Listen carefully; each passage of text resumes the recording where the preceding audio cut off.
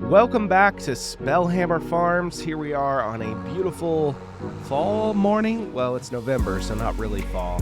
You'll have to excuse my voice. It's not ideal, but I've been sick for about a week, and I need to get this recorded, so bear with me. Last episode, we planted this field of sorghum, which is looking good, but it is going to need some fertilizer today. We also have these two small grass fields ready to mow, and our big grass field is ready to mow. Today is going to be a very busy day, but it's going to be nice and varied. I think we're going to start with the mowing and get that out of the way. And then we'll pick up a fertilizer or a fertilizer spreader, some actual fertilizer, and get that field over there fertilized. But first, we're going to return this seeder. Let's unload it first, because there's no sense paying the leasing costs for something that we're not actually using at the moment. We won't use it for another couple of months. While I'm at it, I'm going to look at some other leased items and see if we can afford to purchase them, because I do have the lease to own mod installed. Definitely not that. 18,000, not bad, but I think they're only maybe 20 new, so it's not quite there yet. This one might be getting close. We've had it for a while. 24,000, that's better than 30 something. And then this, no. Still just a bit too expensive for us at the moment. But hey, let's take a look at what's on sale. We've got a John Deere combine or harvester. That would be pretty cool to add to our collection, but we definitely can't afford it without a loan, and I want to avoid loans at this point because we just paid off our $10,000 loan. But is this a fertilizer spreader? No, it's just an extra tank. That's disappointing. Nothing in the sale for us today, and that's okay. We don't have a lot of money to spend anyways. Let's get our mowers hooked up and get these fields mowed. See how much grass we end up with, because we're going to be able to load up those silage pits with even more this time around, which is very exciting. In addition to having some sorghum to sell, which isn't the most expensive crop or valuable crop, but it's not bad, and we might consider getting another chicken coop since we'll have a source of feed that we're not just paying outright for. Though, probably if I calculate what it costs me to grow the sorghum, it might be about the same, but who knows. And here we go. First mow on our new fields. This should be great. The yield looks pretty good, actually. Nice and thick. And because they're somewhat small fields, should only take us a few passes here to get these completely mowed. I still wish we could fit a windrower behind us on this insane configuration, but no dice. I'm sure there's a mod somewhere I could find that would let me do it, but we'll just stick with this for now. The nice thing is we no longer have to mow that little weird L-shaped field, which seemed to take a strange amount of time. We just have the one bigger, long, straight field over there on our old land, which should be a little faster to mow and just overall more enjoyable. I don't like navigating weirdly shaped fields. I wonder at what point it makes sense to jump to baling instead of using the bunker silos. I feel like there's a little bit less involved in baling, so we would take our mower and mow everything just like we're doing, so that step's still the same. Then we would still have to windrow everything, so we're not eliminating any work there. Then we would run the baler over everything, which is essentially the same as running a forage wagon. The only difference is we wouldn't have to drop the bales off anywhere in particular. We can just kind of leave them in the field.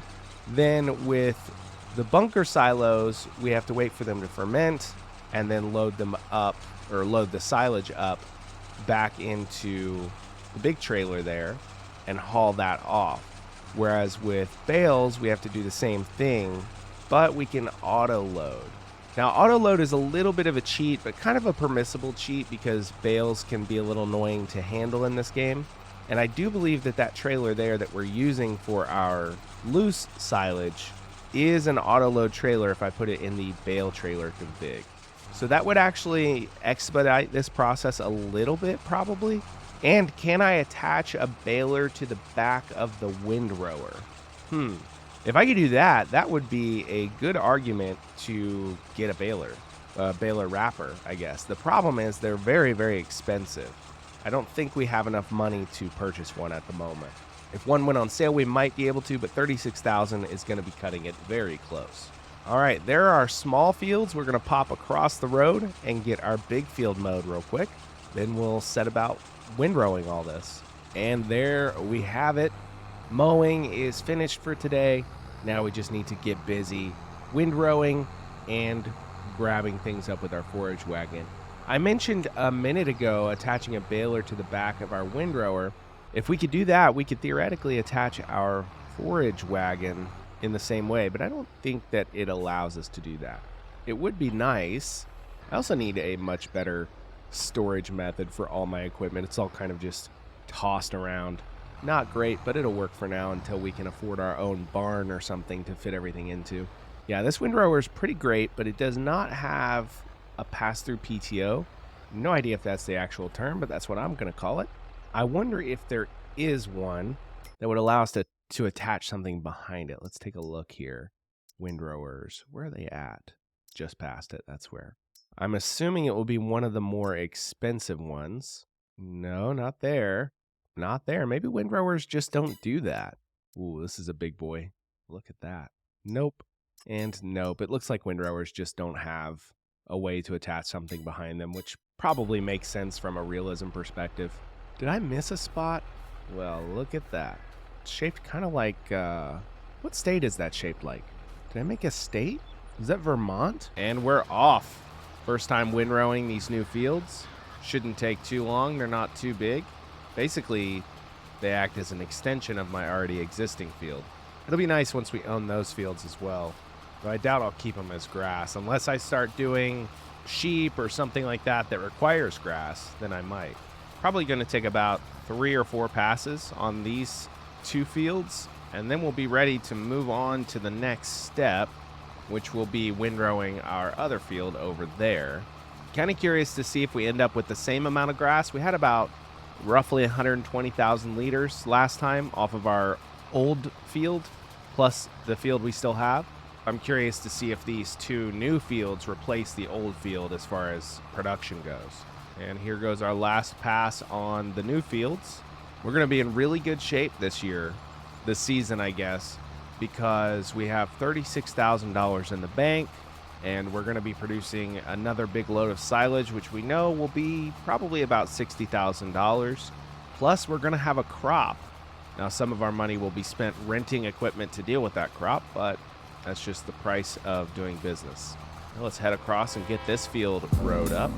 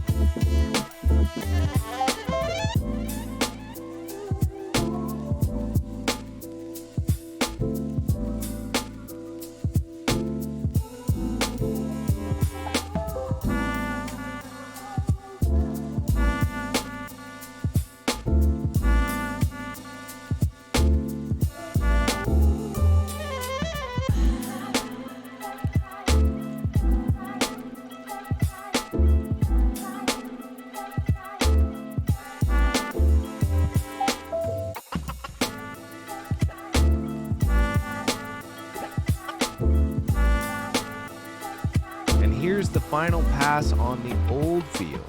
I kept it pretty neat, except for back there. We can ignore that mess. I had to turn around over top of some of my rows, so we'll just pretend that didn't happen. This went pretty smoothly. It took about 10 minutes or so. That trailer is definitely a bad spot, but I think we'll be able to Yeah, just barely get past it. Let's go park this somewhere kind of out of the way. How about right? Let's fold it. We'll put it back over where it was by our greenhouse here. Good thing that glass can't break. Right there. Now you know what time it is. It's not time for lunch, what the bubble guppies would have you believe. It's actually time to pick up all of our grass with our forage wagon and start loading it into our bunker silos. Very exciting. We'll do this, and then I think our last chore for the day is going to be to fertilize our sorghum field, and then we'll be all set for maximum profit.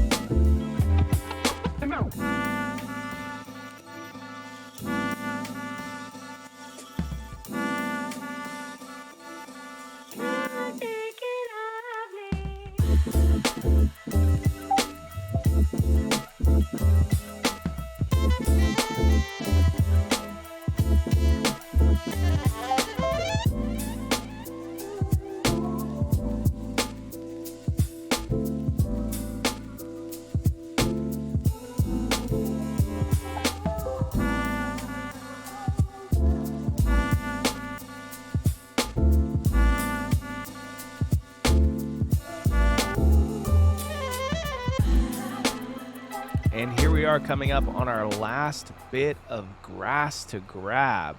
And that took quite a bit longer than I expected. I feel like ended up with way more grass than we did with our previous field just from these two new fields. because one of my bunker silos has over 100,000 liters. I think I'm going to end up at like 150 or 160 potentially. It would just be incredible as far as income is concerned. Let's go get this dropped off and see what our total count ends up as. I'm also kind of thinking about the fertilizing situation. I really need something with narrows to be able to drag a weeder as well. When I say narrows, I mean narrow tires. This one's got big chunky tires. And I'm thinking maybe a small tractor that could run a small fertilizer spreader as well as a small weeder might not be a bad idea. And that would give me the ability to maybe hire some work out occasionally and be even more productive on this farm. I gotta say, this is looking really good. I think we're gonna have a very good silage season this time around. Yeah, we're already at 32,000, so I think we'll end up at 40 something once we drop this load off. This one's not near as full as the other one, but that's good. That means we have room for even more if we do increase our yield by rolling the field or something like that. Let's park you right here and go check what our fill level actually ended up at. 103,000. My goodness. 46,857. So essentially 150,000, which means we should make something like 75,000 from this. Now, unfortunately, we have the annoying job of compacting this. So let me go grab my silage compactor and we'll get started on that part. Let me make sure there isn't anything related to that for sale in the store. Big old combine. That's a good deal.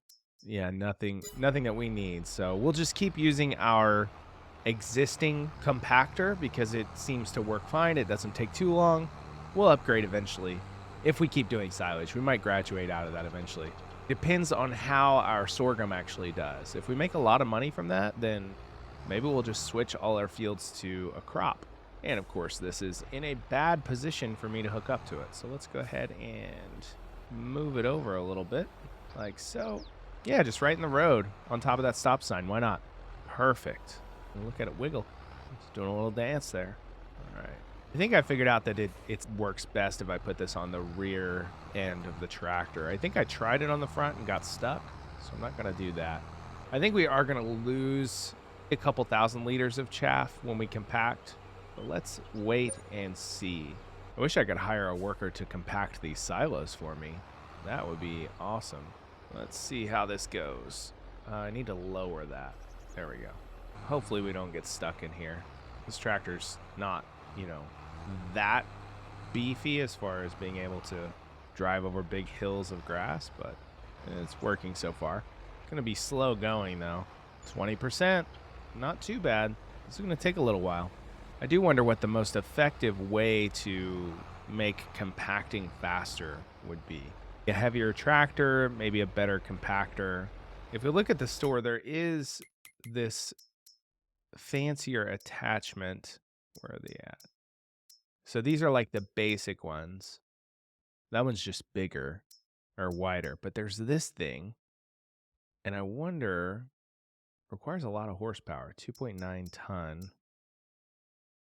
It's not that much heavier, but it looks way fancier. And I don't know what the difference between power takeoff and hydraulic is in this context, so it might be worth trying eventually. Not that much more expensive than the basic one.